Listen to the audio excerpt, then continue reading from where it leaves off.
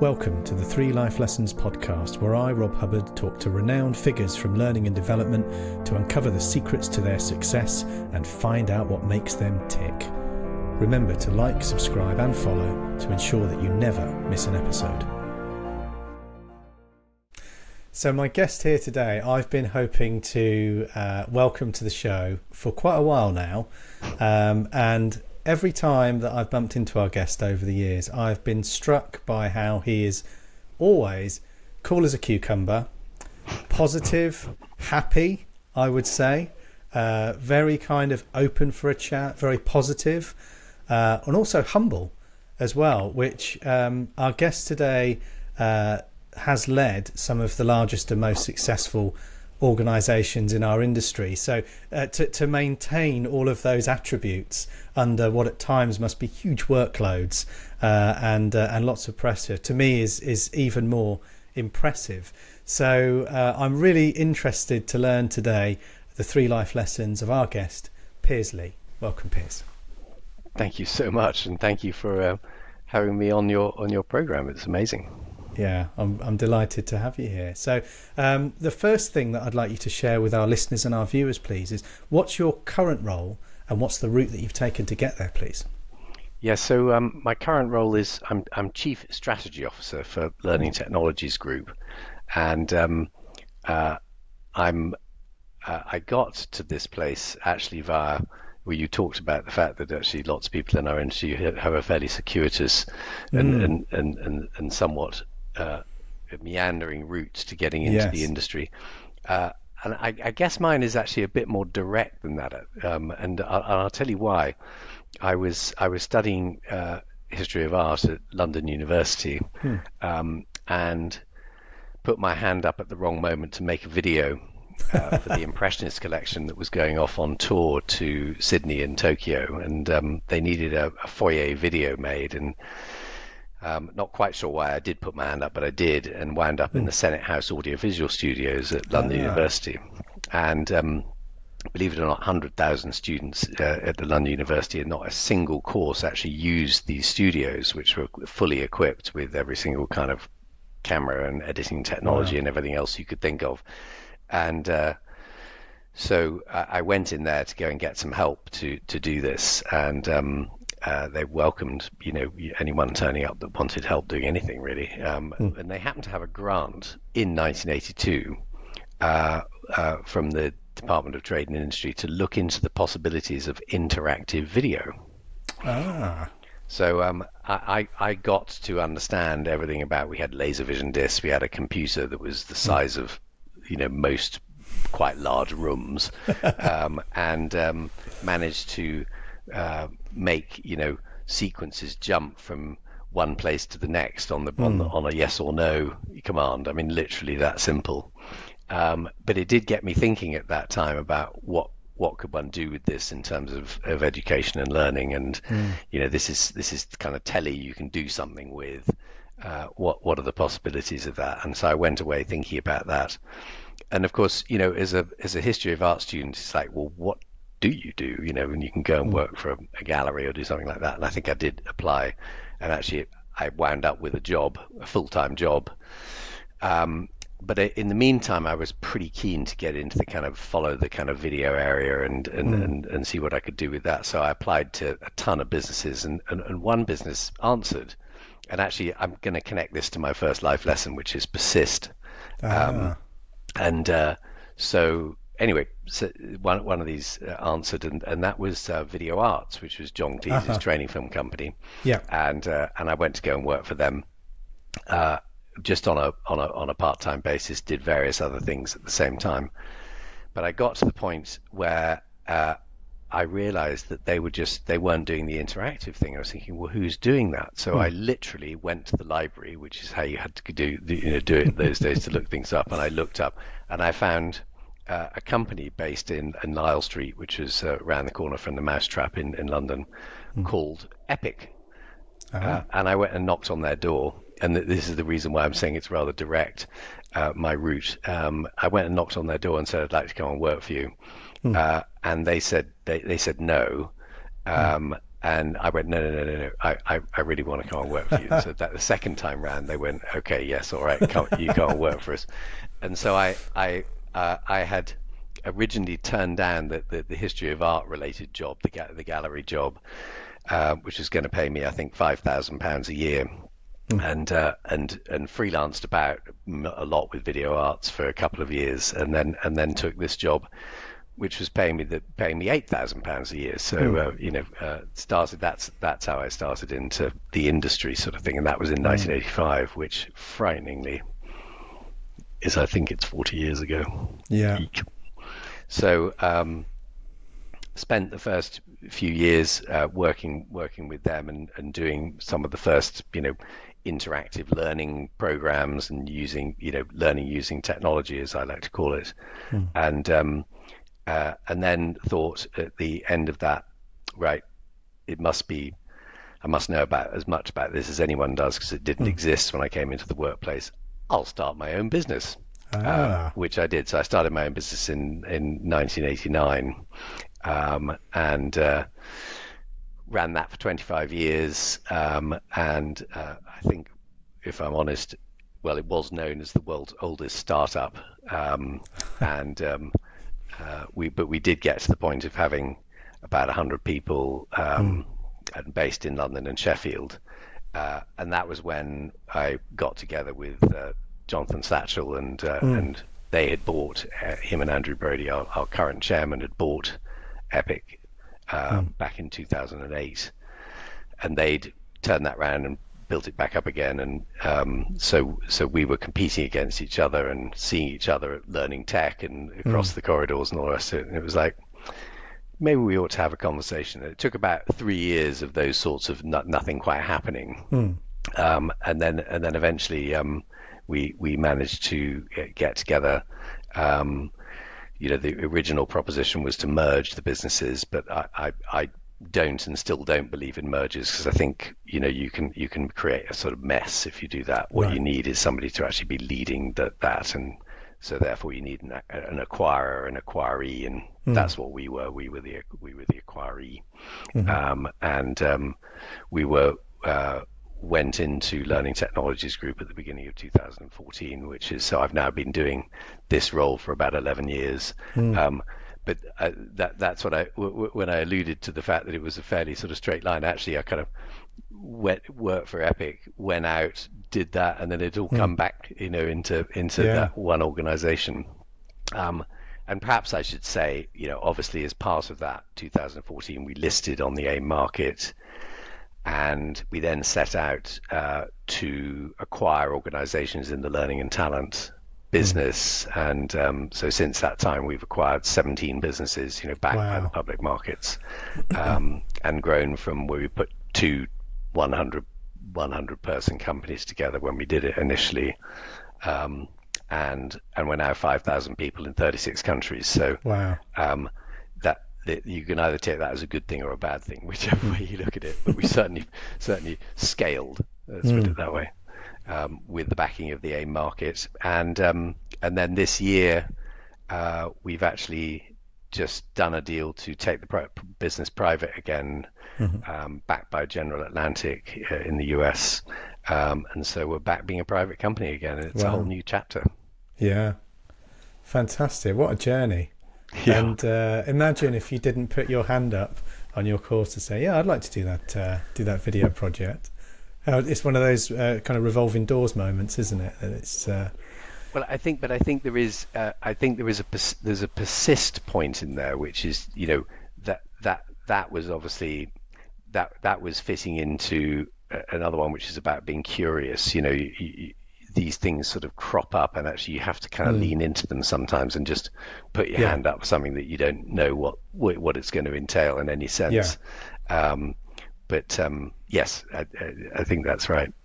Very good. Well, you've alluded to one, possibly two of your lessons, I think, already, but please take us more into your first life lesson you'd like to share. Yes. So, I think persistence is one thing which is very important, particularly if you're thinking about running a business, because you have to be able to do that. And I you'll know because you're coming into your 20th year. Mm. Congratulations. Um, that at some stages in that, persistence is the quality you have to keep things going. Mm. Particularly if there's times when perhaps you've never had a moment where you haven't had too much business coming in, or Mm. or you've had those stressful times. Yeah. You really need to be able to dig deep and persist, and I think that's. And then when it comes to actually those discussions, when it comes to sales, when it comes to making sure you deliver all of those Mm. sorts of things, persistence is again incredibly important. Mm. So I just think it's always worthwhile to keep going at Yeah. these things because it does pay back. Mm. I mean, persistence takes a toll. I mean, it is quite. You can get ground down, and particularly now, all the turbulence that there are in the markets, in business, in economies, in politics. It takes real resilience. So, is part of this. Are you kind of careful about how you look after yourself and keep yourself moving forward? Yes, I think there is a point of knowing yourself well enough to know where you've reached your own Mm. limit, and you just need to relax and just say, actually, it's okay, Mm. and allow yourself some time to recover. I Mm. think that is important. And people have sometimes said to me, how is it that you manage to do, and particularly when running the whole business, which I was for 25 Mm. years. And we never had any investment in that business, so the entire thing was bootstrapped, Yeah. as I think is the expression now. And Yeah. so we just funded through cash flow, which of course you do the job, and then you've got to work out whether you can pay everybody at the end of the day, and Yeah. that is that is stressful. And so some people kind of went, how do you do that? And I always said that actually the quality that I have is having a very short-term memory, um, and that I can get to the end of a week, and by the Saturday morning, have completely forgotten what I was doing the day Yeah. before. And so, Yeah. and I'm not saying that that's a good thing necessarily, but in terms of running a business and running through stressful times, I think Yeah. it's hugely important to be able to forget, relax, and then reface, Yeah. on Monday morning, sort of thing. Yeah, I totally agree. I'm not able to do that over the span of a weekend, but I do regularly tell people and remind Tess, my wife and business partner, that the most successful year in business we ever had was also the year where I ended up having like every fourth or fifth week off between about May through to October. That was just how it kind of fell with different holidays and things that we were doing. And yeah, we're just incredibly successful, and things just kind of flowed. So Mm. there is that, you can almost just work yourself until you are not even necessarily realizing that you're exhausted and a bit spent, but you're not giving it your best. And then being able to have that reset, whether that takes, you're very lucky that takes, 24 hours, and you've been able to do that, or longer if you need it. And I think you just get a better result, and it's more fun, it's more enjoyable, you're more energized. Mm. Really important.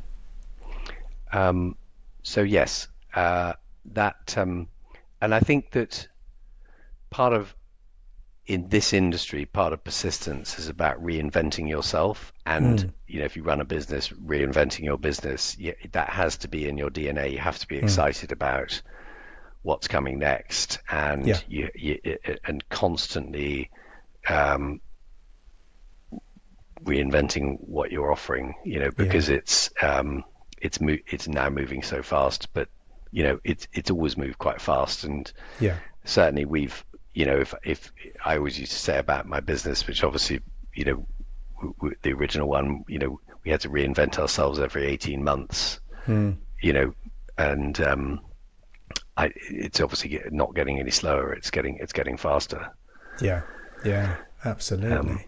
so then the question is, how do you keep doing that? How do you build that DNA into the business where people are Mm. kind of thinking and thinking differently about how they're approaching what they're doing every day? And I think that's a really interesting, issue around what's going on at the moment, because of course, one thing I discovered in the process of doing this is that you invent a whole lot of processes that Mm. you then try and get people to follow so that you can actually scale a business, and then you want to change it, and Yeah. those processes that you got people to follow, you want them to change, but actually it's really difficult to get people to stop Yeah. doing the thing that they were doing before. And so Yeah. one of my this is not a life lesson, but one of my things at the moment is about people unlearning. Yeah. People need to unlearn stuff very, very fast and move into new modes of thinking. Yeah. That makes a lot of sense. So, Piers, what's life lesson number 2 that you'd like to share? So life lesson number 2 is kind of boring, but it is business related, and it Oh, is about putting the customer first and okay. Yeah. always delivering. And I think that in any form of business relationship, but I think it goes, if actually I wasn't thinking about saying this, but I'm going to say it. It goes with kind of friendship too, which is, you try and always deliver for your friends. You try and always make sure that you're listening, that you're. It's the same thing with customers, and I just sometimes think that businesses don't look like they're putting the customer first. And I think in our industry, particularly if you're running a service business, you just have to do that. Yeah. And about exceeding quality where you can, think of ways of doing so, because what that does is that it just means that the reputation of your business is good, so that the word of mouth element happens, and you'll find that it kind of yields rich rewards, I think, in the end. Because if you just keep doing that and you get that good reputation and people say, oh yes, actually you can go to them, you find people coming to you on word of mouth, that's when you know that that's having the effect. And I think that if I look at modern business these days, and we look at a lot of businesses, the tendency is around digital marketing, digital marketing funnels, all of those sorts of conversations that go on, and they're quite mechanistic. And I think sometimes that thing of just, and I'm going to say something terrible and very old fashioned, but it's about picking up the telephone and talking to somebody and actually listening to what they're saying to you. Yeah. And I think the ability to do that, I worry that's being lost a little bit, in favor of more, potentially more scalable, but less relationship based type operations. And I think that's losing something in terms of what you do in the workplace, and being happy in what you do. But I also think that it's detrimental to the kind of reputation you can build as a business. Yeah. Yeah. Well, we're hardwired to connect to other humans, aren't we? And we kind of thrive upon that social connection. But it's so easy in the kind of increasingly digitized, automated world that we live in, just for the sake of it's not even convenient. You have to do it because everybody else is doing it. That through that automation and through those kind of tools that give you fantastic efficiency, you lose some of that human touch. And I think that I really miss that as well. I mean, something I've noticed. I mean, we've always had the majority of our works, usually over 90%, is through repeat business and recommendations. But we've seen that change over the last few years because I don't know how you found it, but our customers have never been busier. They've never been working in a more chaotic work environment. They don't know what their priorities are going to be. Next month, next week, things that are top priority right now can flip and change when something happens in the market or something happens geopolitically, or there's kind of tariffs or whatever. In all of that turmoil, it's all they can do to just get the next thing done on their plate, and they can't really look further ahead than that. So we're sort of adopting more techniques where we're kind of reaching out to people more. We're relying less on that repeat business. We're still getting a good amount of it, but I really noticed the work environments of our customers and how that's changed in the last probably 3 years. I don't know if you've noticed that. Hugely, and I think even in the last year it's changed a huge amount. AI and political uncertainty are two causes of that, and Mm. it, we are in a period. I mean, we always seem to say it, but we are in a period of unprecedented turmoil. Um, And then uh, it goes up a level and again. that's the new normal, isn't it? But Yeah. uh, I think I, I still think though that persistence is the right thing. Stick to your Mm. guns. Keep the kind of the quality message going on out there, Mm. and keep delivering. And we, even if there's cycles of less bad or Mm. and and worse, they're still cycles, Yeah. and there will be moments when businesses grow, Mm. and that we're not in this kind of threat of recession point forever. Mm.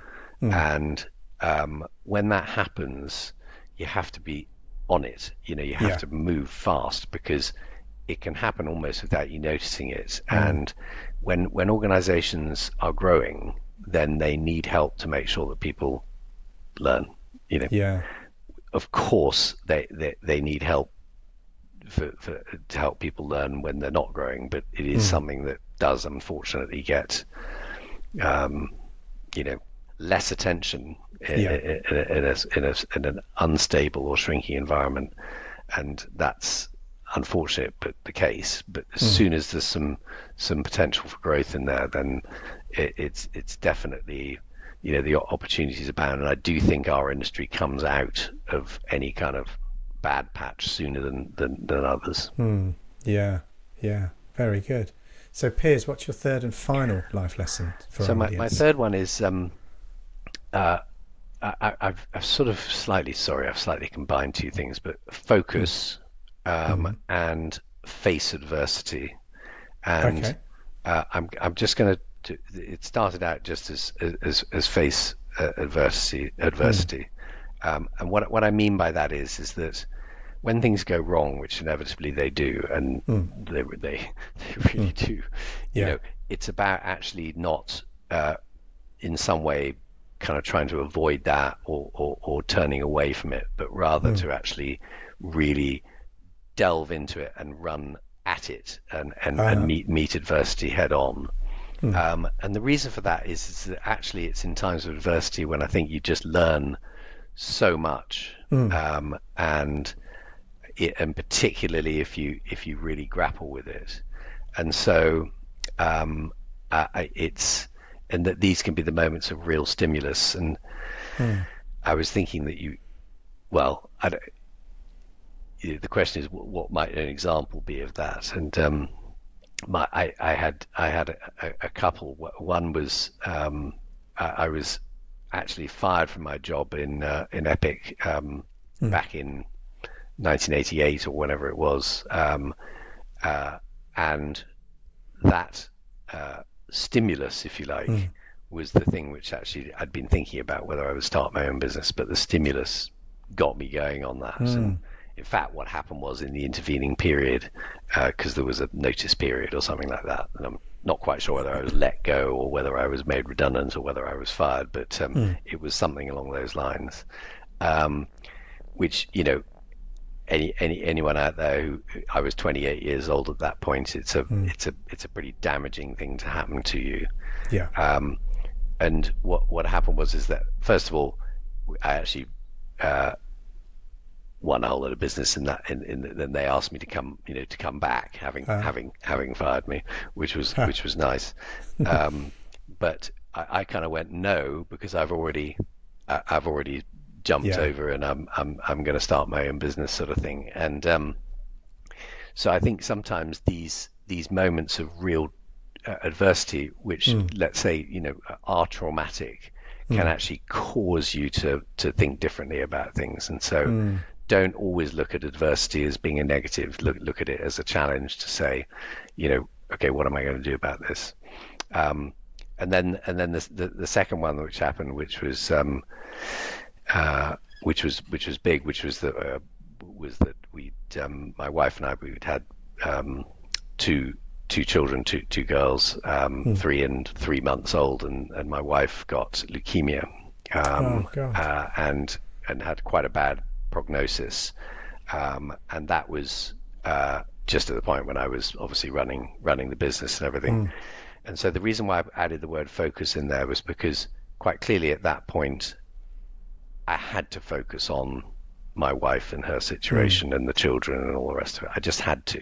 And so I think sometimes when people talk about focus, and particularly when it relates to business, I think sometimes you actually have to just, you need to be able to move focus and move it around different parts of the business or different customers or whatever it might be, or different kind of ambitions that you're putting in place, and focus on those strategies. But if things happen in the rest of your life where you need to go focus on that, then that's okay. You can do that. And what I say from that is the amount I learned from doing that about people and about love and about what's important, because I think if you start your own business as well, it tends to be very, very consuming.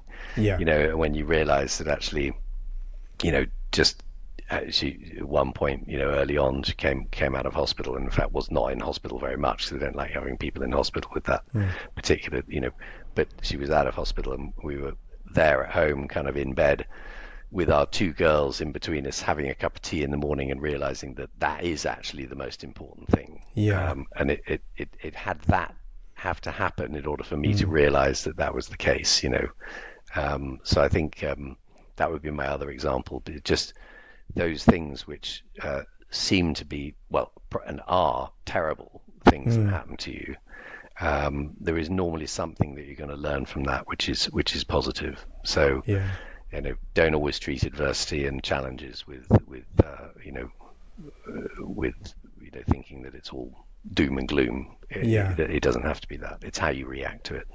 Yeah, I think that's a real growth mindset. Being able to look at something, okay, this terrible thing has happened, is happening, and I'm going to get through it, and I'm going to learn a lot from the process as well.